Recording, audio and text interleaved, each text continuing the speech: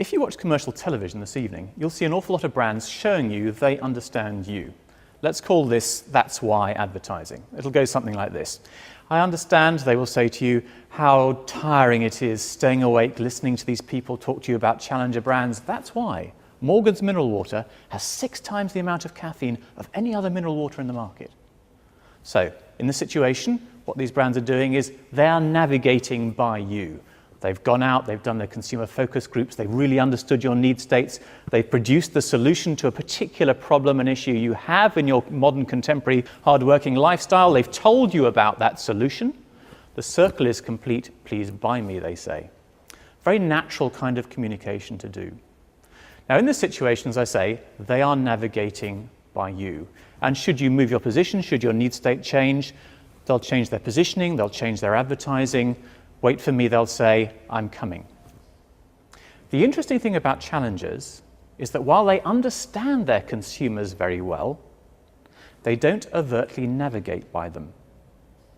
Instead, they will take a position, have a very clear sense of where they stand, and like a lighthouse, will project that sense of where they stand and invite the consumer to navigate by them.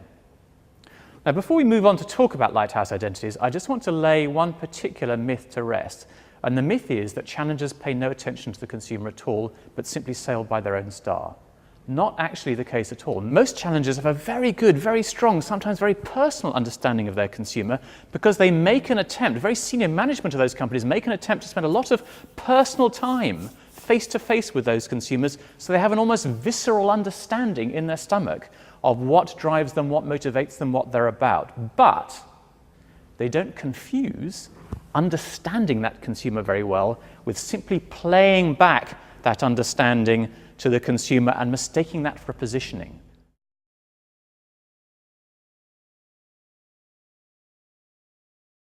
I want to just start off by stepping back and actually quoting somebody else who says it much, much better than I can, which is a guy called Tom Chappell, who is the CEO and founder of Tom's of Maine, a personal products company in North America, who said brilliantly, success means never letting the competition define you. Success means never letting the competition define you. Instead, you have to define yourself based on a point of view that you care deeply about. 3 really interesting parts of that. Success is never letting the competition define you. Very easy to let that happen. Very easy to watch the competition so hard, almost insidiously. They start to define what our marketing plans, what our sense of positioning is. Let's not do that as a challenger. The second part of it is we need to have a point of view, and we need to express that point of view in everything we do.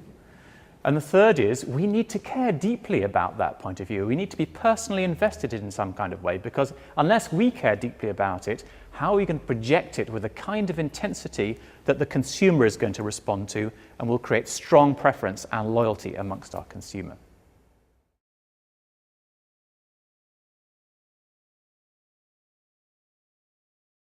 Lighthouses, to play out this metaphor a bit more, are built on rock. And in our particular case, what that means is we are looking for a product truth or a brand truth on which to build our identity for 2 reasons.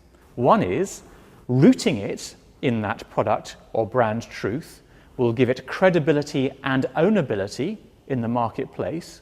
And the second is internally for us, it will give us conviction that this is innately and absolutely us. It will allow us to go out as marketers and project everything that comes out of that with a conviction that we can't fake and which will be evident to everybody who comes across us.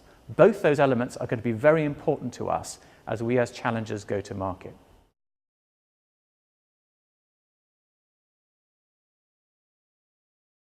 On that rock, they build a belief or a value system that is projected insistently and consistently in everything that they do, so that, like a lighthouse, you notice them even if you're not looking for them.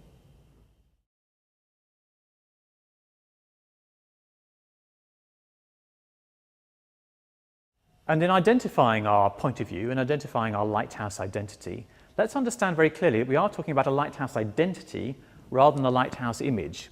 There's a sense of ambition, of drive, of cause about these beliefs, these points of view, that is the kind of engine for everything that these challengers do.